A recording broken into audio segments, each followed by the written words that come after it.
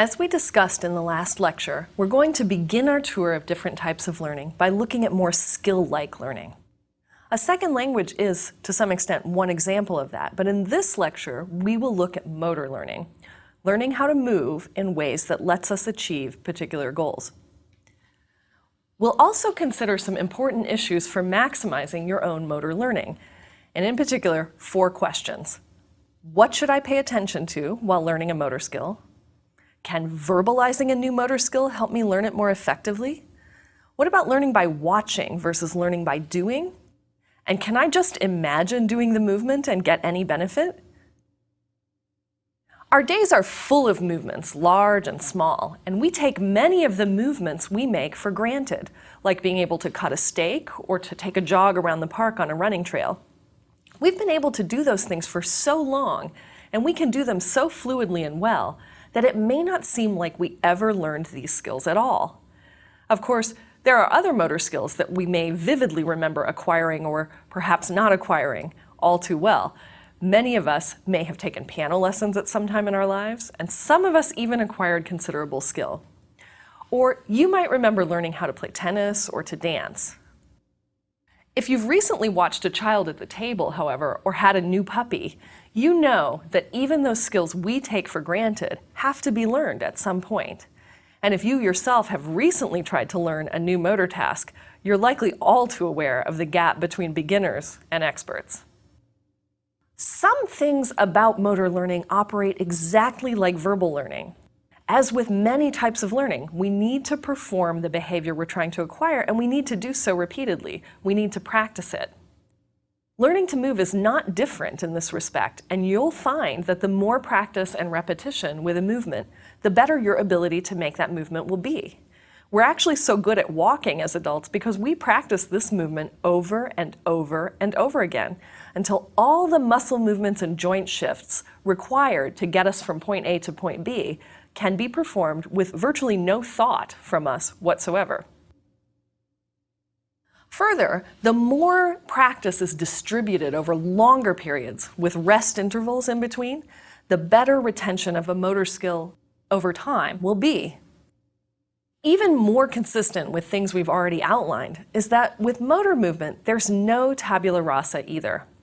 In fact, when a baby, an animal, or an adult human tries to learn a new movement, they're usually assembling bits and pieces of movements that they already know how to do. For throwing a ball, we already know how to raise and lower our arm, how to rotate the arm, and how to shift body weight, and how to grasp and release an object. The throwing of the ball helps us to assemble all those constituent pieces into one coherent whole. That whole is both new, but it's also old. So when babies learn to walk, basic motor patterns are already in place for them from the reflexive movements that they actually started to practice in utero. But in acquiring new motor skills under most circumstances, we also critically need to get feedback. We can't just rely on repeated exposures and repetitions of the movement itself without any sense of whether we're doing the movement correctly. And there are 2 types of feedback, and they vary depending on where we are in the learning process. Now, one obvious source of feedback is sometimes called knowledge of results. For example, consider target shooting or throwing or typing. It's very clear and obvious whether the movements you've made resulted in success or not. And for babies, when they begin to learn to reach and grasp objects, they make use of knowledge of results to refine and hone their movements. And the same is true for standing, walking, and other motor skills that we acquire early in life. But not all skills entail obvious knowledge of results. With dance and other kinds of performances, knowledge of results may be less available. It's not always clear to the beginner whether the body has executed a movement correctly. To give a concrete example, when I began to do yoga, I found that sometimes I would position my body incorrectly for a given pose, and I wouldn't really be aware that I was positioned incorrectly. The only way to get feedback about that was to have the teacher notice and then reposition hips or shoulders so I was correctly aligned. So for many kinds of motor skills, it's important to get feedback from others in the initial stages of acquiring those skills. Now, feedback sources also shift across time as people develop more capacity within a given area. So as skill improves, people actually begin to rely more on a second feedback system. Not knowledge of results anymore, but rather feedback from the proprioceptive system.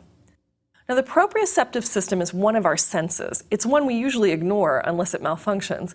It's the system of sensory inputs and sensory processing that tells us where we are, how we're positioned, and even the relative tension or the lack of tension in our muscles. Like any of our sensory systems, the proprioceptive system consists of receptors and nerve projections that carry the receptor signals to the brain. Once at the brain, those signals can be interpreted and made use of to help us do whatever motor action we're performing at the time. The proprioceptive system involves parts of the inner ear, called the vestibular apparatus, receptors called muscle spindles that are located in what's called the belly of our major muscles, and additional receptors in your joints and in the junction between tendons and muscles. These different receptors take in distinct pieces of information. Many of you will already know that the vestibular system involves receptors that signal posture, balance, and head movements in relation to gravity. If you've ever had an inner ear infection, you may recall being dizzy and having trouble with balance, maybe even some nausea, and these symptoms tell you that the vestibular system thinks your posture is not upright even when it is. Muscle spindles, for example, add different information into the proprioceptive system, such as how tense your muscles are and how quickly they're contracting, and they also help to tell you how your joints are positioned. All of these receptors transmit information to the brain, and the brain then faces the task of integrating all that information so that we have some awareness of where we are, how we're standing, and how we're moving with respect to the world around us. As you may have already figured out as I'm talking, these signals also provide feedback about our performance of a motor movement. It's feedback about the process of making the movement that can actually help us to acquire a motor skill. So motor learning can actually be described in stages. Our initial first experiences of learning motor movements is often verbal and fairly cognitive. We're trying to figure out how we perform a given movement. We're very aware of how we're moving. And gains at this stage are very rapid and very large because people are starting from almost no skill. But people's movements in this stage are not very smooth, they're often not very effective, and they're not very reliably produced. And in fact, at this stage of motor learning, there's a lot of variation in how effectively people can produce a movement. And this is the place where feedback in the form of knowledge of results is salient to us and it's important to us. So as you might imagine, in this stage, we're learning a lot about our motor movement by using visual input and knowledge of results kind of input as feedback. But next, learning a motor movement goes towards refining and automating a motor movement pattern so that we can do that pattern without deliberate thought, without being so aware of how we're moving. And at this point, things begin to actually vary depending on the kind of motor skill that we're learning. Bowling and dance moves might be considered somewhat closed skills, because the environment for performing those skills is pretty predictable. You know how the stage will be, and you know how you need to move on that stage. And the idea, in fact, is to move in the same way for a particular dance every single time. So the key to motor learning in these cases is to learn the best, most effective movement, and to be able to reproduce that movement reliably. But many motor skills, like tennis, whitewater rafting, some of the motor aspects of driving, and even something like typing, are considered open skills, in that there may be some basic motor movements, like a forehand or paddling and weight shifting or changing gears. You also have to change the movements in response to changing environmental conditions. Now here, the refinement process takes significantly longer. And for open skills, people also need to make very certain that they diversify their training. That is, that they practice the motor movements in different conditions, because that's the only way you'll be able to respond to changing environmental conditions. In fact, if you train under too homogeneous a situation, the generalizing of your training to real performance conditions is not going to be very good. For example, if you train for typing by typing the same sentence, "The quick brown fox jumped over the lazy dog," you may be very fast and accurate with that sentence, and technically you'll have acquired all the keystrokes that you need, but you're not going to be a star typist when you have to actually type something else. Now, after this kind of middle stage, people move to what's called by some researchers an autonomous phase of motor development. And this phase is characterized by continued learning, even long after we sometimes think we're not improving anymore at all. For example, in one classic piece of work, Crossman looked at cigar rolling among factory workers over a period of 7 years. And he focused particularly on how long it took a person working in this factory to finish a cigar. Over 7 years, people actually continued to improve over the entire length of the study, although the improvements were very tiny, they were incremental. So improvements at this stage are actually hard for people to detect, and that's for two reasons. One is people are already performing very well, so the amount of improvement is, as I mentioned, very small, much smaller than when people begin to learn a task. And the second reason it's hard for us to be aware of learning at that stage is that the learning that's taking place is tacit or it's implicit. It's not happening at a level where we're attentive to it, and in fact, we may not even be noticing that our movements are getting ever more refined. And at this phase of learning, almost all the feedback that's relevant to honing that motor skill is proprioceptive feedback within the body and outside our conscious awareness.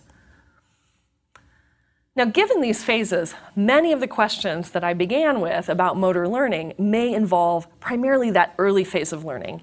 At later phases, learning is about repetition and practice, and it's not going to be so conscious. In what remains of today's lecture, I'm going to talk about what the science tells us about things we can do to improve our motor learning, especially in the early phases of acquiring a new skill. First, if learning of motor skills initially is quite verbal and cognitive, does verbalization help us acquire a motor skill in the first place? Now, there are many examples where instructors use verbalization to help people learn motor skills. For example, in a Zumba class, which combines Latin dance moves with the goal of exercising, instructors often have students count or verbalize as they take steps. For example, students might be saying side, side, front, front, side, side, front, front. The words correspond to the direction in which students should be stepping. Chanting them together to the rhythm of the music helps to keep the class moving to the music and in unison. And in a crowded gym, this is actually important for preventing mishaps. Other examples of verbalization while learning motor skills are found in many different cases. When people learn to cross-stitch, they may verbalize the stitches. Even on painting shows that I watched as a child, the artist would often verbalize when demonstrating a brush stroke that would achieve a particular technique. But none of this answers the question of whether we're faster to learn a motor skill if we do this. And the answer to that question turns out to depend on when we do the verbalizing. Verbalizing during this early acquisition, as we're just learning a movement, appears to be helpful. Later in the learning process, verbalizing may actually disrupt our motor skills. Verbal instructions can be very useful because they direct participants' attention in the right way. The verbalization focuses attention on the movement to be learned at a phase where we can't produce that movement automatically. But exactly where and how we focus our attention during motor learning also turns out to matter a great deal. In this arena, researchers distinguish between an external focus of attention and an internal focus of attention. So, what do they mean exactly? An external focus of attention generally means a focus outside the body and the self, often on the goal of the movement. Remember that knowledge of results. An internal focus means a focus on the self, one's own thoughts and feelings or one's own movements. If you can, I'm going to give you some instructions to follow right now, and you might pause the lecture and try this out. I'd like you to reach out and grab an object near you. It might be a coffee cup or it might be a pencil. And I'd like you to do this twice. The first time, I want you to focus on just the object and grabbing the object. Then I want you to put the object down in the same place and repeat the motion. This time, imagine your arm moving incrementally towards the object. Pay attention to how your arm feels and your hand is shifting and how you're actually engaged with grasping. If you are like most people, the second experience of movement was a lot less effective and smooth than the first. In the first case, you had an external focus of attention. You were focused on the result that you wanted to achieve. In the second, I tried to get you to focus internally as much as possible. And what this demonstration shows you is that an external focus is often a better focus for motor learning than an internal one. Gabrielle Wolf and her collaborators have done a great deal of this work, looking at people acquiring a broad variety of sports-related motor skills, from slalom skiing on a ski simulator all the way to tennis and golf strokes. And while they're learning in these studies, some people are asked to focus internally on the internal bodily experience of the movement they're making. Others are asked to focus externally by focusing on the ball, for example, and its trajectory. And time again in Wolf's studies, that external focus improves the speed with which people acquire a motor skill, and it improves their level of performance with that skill. So why might an external focus help? Well, recall that as we acquire motor skills, one of the shifts that goes on is from jerky, uncertain movements to smooth and automatic movements. And this shift happens via feedback loops that involve comparing what we actually accomplished with our movement and what we had wanted to accomplish. The feedback loops involved, though, exist at more than one level. Now, at one level, you can imagine consciously noticing that your hand is not quite on target for grasping the object and thinking to yourself, oh, I have to shift to the left. But at a much less deliberate and conscious level, your proprioceptive system and visual system are interacting with one another, and they're adjusting your movement without your deliberate thinking process. Now, a wealth of research in all areas of psychology shows us deliberate thinking is effortful and slow and inefficient compared to the kinds of thinking we engage in or the kinds of mental processes we have that are more non-conscious and automated. So an internal focus when we're learning motor skills can actually act to interfere with that more automatic feedback loop that involves proprioception and vision.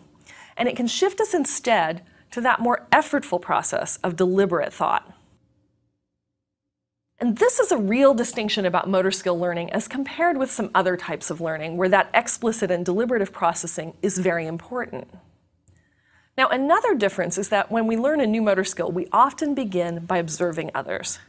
And not surprisingly, there is a fair amount of work showing that actual physical practice is better than just watching. But it turns out observing helps too. For example, in one study, people were asked to balance on a balance board. The board is mobile and you have to keep track of the balancing or your lack of balance, and you have to continuously adjust your posture to maintain balance. Now, for 1/3 of participants in this study, they just practiced balancing on their own and they were given several practice sessions. The other groups of participants participated in the study in pairs. 1/3 of them participated by taking turns observing one trial and then trying the task on their own, and then observing and then trying. And in between each turn, participants were encouraged to talk to one another and share strategies and information.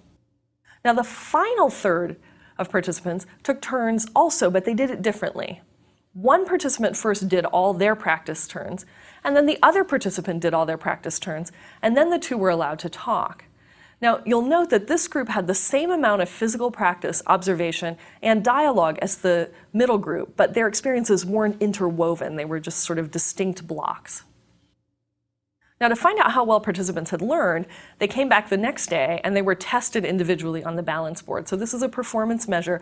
Did you in fact learn to balance well?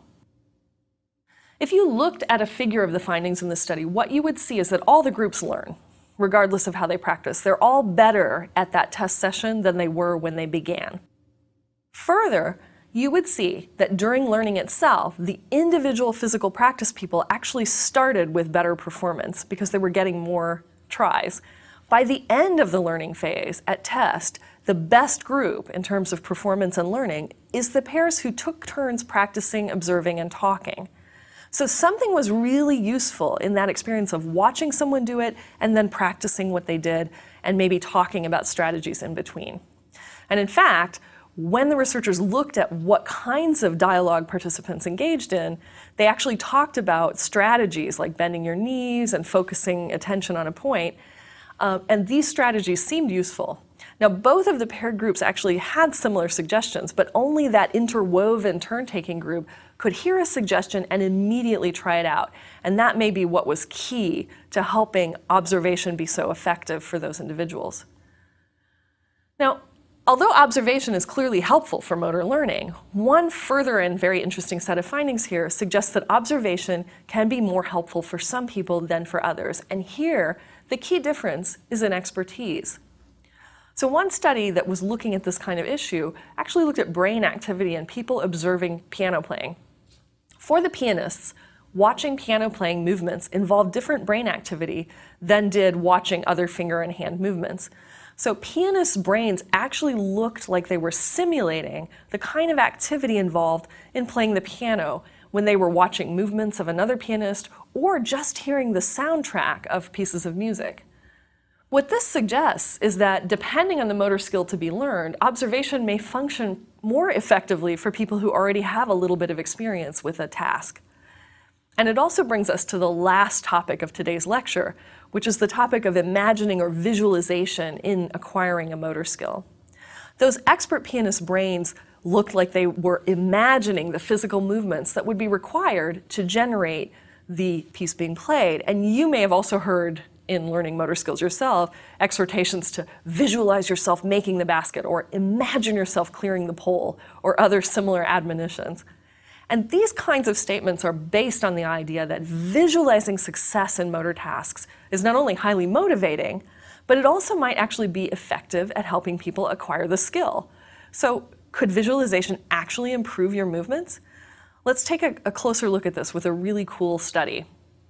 Now, first, imagery is defined as the process of mentally rehearsing a motor act without moving the body. So imagining motor actions turns out to involve the same brain regions as doing the motor movements. It also turns out that imagining motor movements takes about as much time as doing the motor movement. And it can even create the same changes in breathing and heart rate. So it makes sense to think that imagining motor acts might actually help people learn them. Now, to investigate this, one team of neuroscientists in France looked at a grasping task. They asked participants to reach out and grasp an object with only the thumb and index fingers, and then to take that object and insert it into a base. They moved the object around as the participant continued to perform the task. So it might be here and then here, and you'd have to change your movements a little bit each time to accommodate that.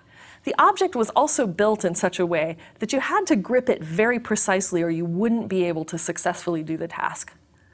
Now, in this study, participants were grouped into 5 distinct groups. So one group was the physical-only group. This was a kind of control group, and they only did the task physically. And what this control group did was allow the researchers to know how many trials it takes to learn the task to perfection. And it turns out to be a lot of trials. It turns out to be 240 trials. So 3 additional groups in the study did a combination of physical and imagined trials, and they always began by imagining themselves doing the task a number of times, and then they completed an additional set of physical trials until they got to 240. So these 3 additional groups ranged from imagining 25% of their trials to imagining 75% of the trials. And finally, the researchers added one more control group for comparison purposes. And this was a control group that imagined a totally unrelated motor task and then did the target grasping task 60 times. And what this group does is it helps us know whether just imagining any movement is what is helpful or whether it really is about visualizing the specific movement you're trying to learn. So these participants imagined rotating a dial to align with a tick mark. In the imagery conditions, participants were asked to imagine executing the grasping task from beginning to end with themselves doing the task. And this is important. They were not visualizing somebody else and a kind of observation thing. They were really visualizing their own body, their own arm. Now, to look at the results, we can do a number of things. What we can do first is to compare how long it takes people in different groups to do the first real trial.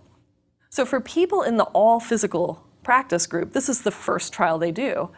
For the people in the 75% imagined group, it means trial number 180. So they've imagined the action 179 times, and now they're going to try it out for the first time physically.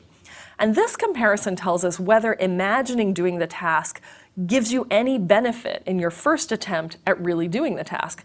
And It's really cool. It does. For those people who imagined at least 120 trials, their first real attempt to do the task was significantly faster and better than the first real attempt for the people who did fewer trials. Second, we can look at that last trial. That's trial number 240, and we can see how imagery and physical practice look in combination. And here we actually see no differences between the groups. And what that means in practical terms is that the high imagery groups actually got a lot more learning out of fewer real practice attempts. So finally, the researchers looked at different components of the movements, and they found that overall performance on placing the object into the support base was improved for people who did 50 to 75% imagined trials. And in fact, what that means is if you did a lot of imagined trials, you actually ended up having better learning of the second part of the movement. You didn't actually have better learning of the first grasping movement. The take-home message for the rest of us here is relatively straightforward. Imagery, visualizing yourself performing motor movements, can help in the acquisition of motor skills in two ways. It can actually help you gain more with less physical practice, and it can sometimes actually result in better outcomes.